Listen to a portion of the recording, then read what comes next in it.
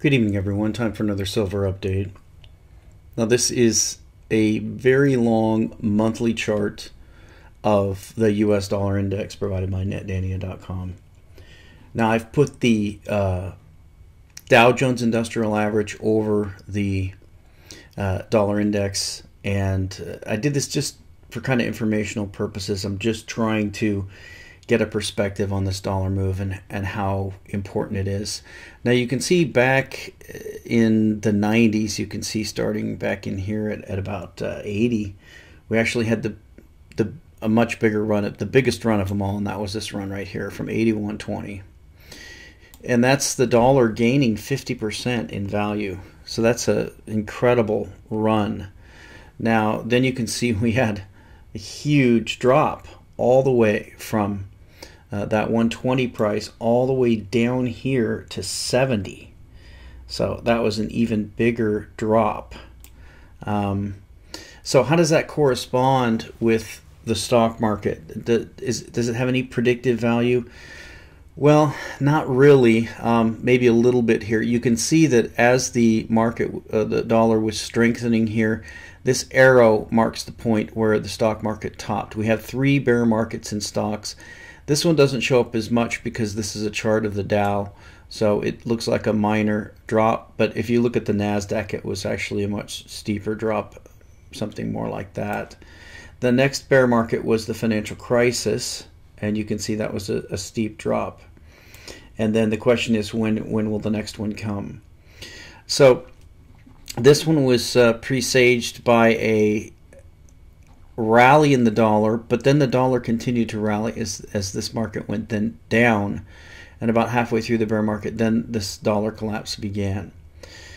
Now, the next one that we had corresponded roughly, it was right about when the stock market started to come down and the financial crisis began, the dollar began to rally. And then once we had quantitative easing and all those things, the dollar started to sell off a little bit, and the stock market just took off and hasn't looked back since that time. Now this is the current move that we have in the dollar, and you can see percentage-wise, just looking at everything else relatively speaking, this is a big move, especially in the time frame. You can see this move here is a steeper move than any of these other moves that we have. You can see the rate of ascent of these other moves. This is the steepest we've had. And there's a lot of speculation. There's an article, I'm not going to read it, on Zero Hedge about there's a shortage of dollars and stuff like that. Very complex economic article. But I just wanted to show you this chart just to give you an idea of where we're at. I don't know what it means. I don't think anybody out there would have predicted, maybe somebody did, the ferocity of this dollar rally. And people are saying that, well, it's deflation. Well, it's not deflation because the stock market's not even selling off really yet. So something else is going on. I personally think my best guess is going to be that the world and the investors of the world, they know the music is going to stop. And the question is, what chair do you want to be in, or what are the chairs to be in? And probably they're thinking, well, the dollar's probably going to be the last one to go, since these guys are the ones that have the petrodollar world currency standard. They're probably going to be the last currency that goes down or collapses against gold and silver, or the last economy or nation that falls apart. So they're just putting their money in the dollar. That's the best I've got, because these are things that nobody really predicted. Now, I wanted to look at real quickly here what's going on in this. Sorry about that siren. What's going on with the Swiss franc, because this is just crazy. I told you before, I've been playing in my futures account, and I just like to play with currencies because it's fun to try to trade them. This one, I'm on the other side. I'm on the wrong end of this one. I have about virtually nothing bet. But you can see here, I'm short the dollar versus the Swiss franc, expecting this trend to reverse, but it's not reversing. And if you look on the daily chart, look at that move. I mean, you had this huge rally, you had the revaluation. You can see from 1 down to 70. That's a 30% haircut, and here we are, right here, 2% off of that. So what is going on? What does this mean? Well, it seems to indicate to me that the people in charge don't know what they're doing, because how could the Swiss franc be worth, 100% of what the dollar is, then only 70% of what the dollar is, and then 98% of what the dollar... I mean, that's crazy. That's just craziness going on there. So the last thing I want to show you is the gold chart. Now, we had a really wild move. It doesn't show up on the length of the chart here because this is long term, but you can see here with this move right here that this was a pretty big move on this length of a chart here. This is the daily. So for daily moves, that's actually a pretty big one. But you can see the general trend of this thing. Let me remove all the lines. The general trend of this thing, you can see, seems to be down. I mean, this thing really wants to go down and test. This kind of looks here like a descending pennant or something like that.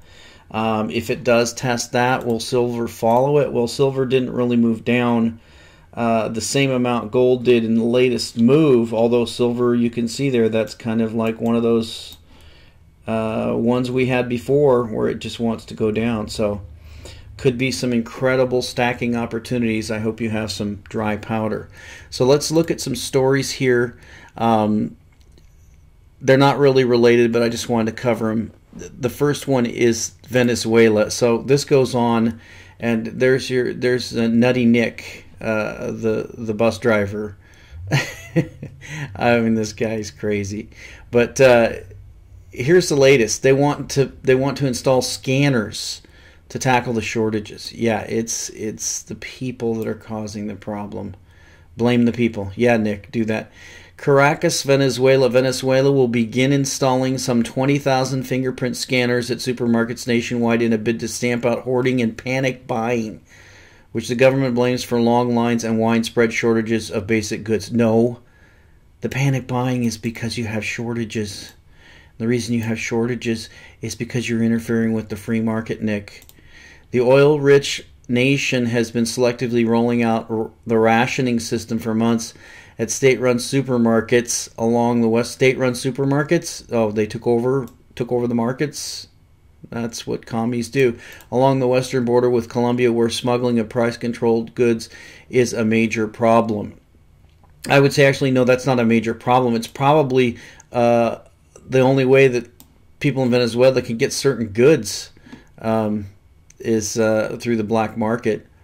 And certain people who are growing certain things or manufacturing certain things, that's the only way they can actually make a living, is selling it on the black market, because Mad Maduro there has mandated that they have to sell below cost. In other words, they have to operate at a loss. On Saturday, President Nicolas Maduro said that 7 large private retail chains had voluntarily agreed to install the scanners. Quote, I asked for the comprehension of all of Venezuela to understand this problem because there's a lot of manipulation taking place, end quote. Maduro said at the inauguration of a state-run supermarket. Economists say the effort is bound to fail, and they're correct. They blame decade-old price controls for destroying local manufacturing and attracting smugglers who can resell the goods on the black market in Colombia for huge gains. In recent days, those profits have become juicier as a result of Venezuela's tanking currency. And so I'm not going to read on. Let's look at that. Now, if you remember, I did a video earlier, and I think it was 200 or something. It was 200 and something to the dollar. And this is this dollar site. Hopefully I can get this to pull up. I wasn't thinking about this when I prepared, but it was this site, which is a really good site. Here it is, Dollar Today. And if you remember the last time, here we are, we're at 240. So we're up to 240 now. Maybe we were in the hundreds, I don't remember. So it just continues to tank. It takes 240 of that worthless currency now. You can get this in English.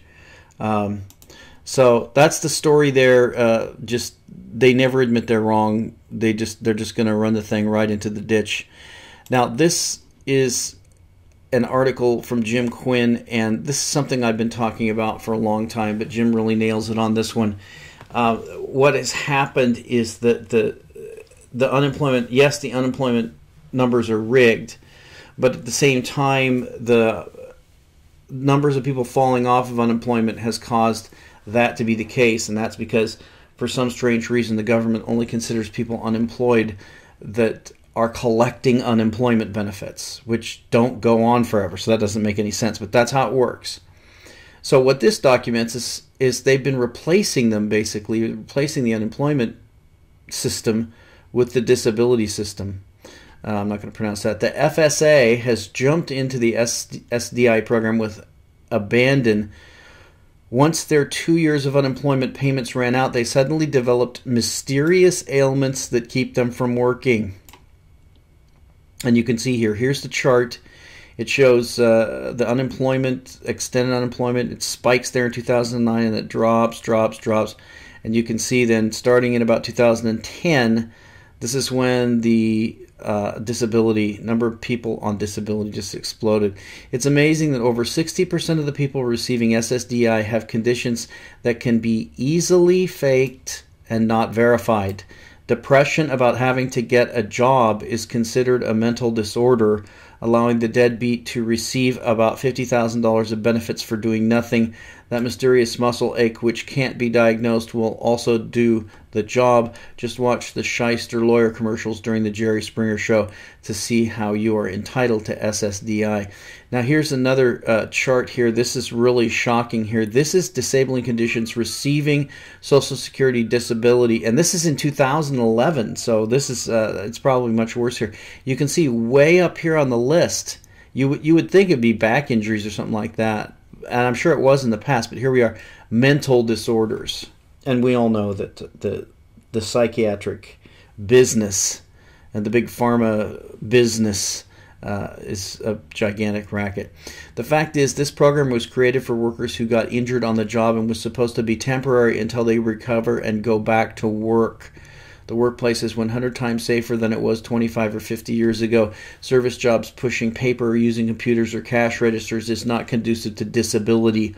Eating until you are 300 pounds will make you unemployable, but it's no excuse for going on disability. Only 1% of the FSA that goes on SDI ever goes back to work. Look at that. Only 1% of the people who go on SSDI ever go back to work. So these people basically spend the rest of their lifetime on disability. Now, if you receive the mailing that Social Security Administration sends out, I receive that. It gives me a list of all the years I've worked, how much I've earned all those years, and what Social Security benefits I'm entitled to, and on what date. It also says how much I would get if I were to be disabled. Now, so that makes a lot of people think that, well, it's just collecting your Social Security early. It's not. And they give it to people who have never paid in a penny to Social Security. So that's deceptive. It's not that way. Workplace injuries account for less than 5% of all SSDI recipients. The billions being doled out to lazy good for, I'm not going to say that, but he's pretty strong there. Lazy good for nothing parasites has bankrupted the SSDI system, but don't worry, they'll just rob the equally bankrupt SSI program to keep paying the man. Okay, I'm going to stop reading this. I didn't know he's using profanity. Not everybody on that system obviously is scamming, but the government has. You can't have a system like this. It goes against human nature. Human nature is that if people can get something for free, they're going to.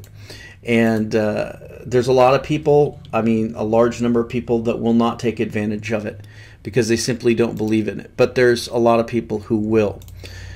So the last thing I wanted to look at is silver because we're probably going to get a new low. But I have been looking at gold as well because I told you I'm looking at buying some metals again here. And gold took a nice drop. We're looking at, let's get the spot before I pull up this page. We got 1170 here on the futures. And so let's go over to compare gold prices. I wanted to bring this up because maybe some of the members know. So I was doing comparison shopping here. Now, it's changed a little bit from where I was looking at it.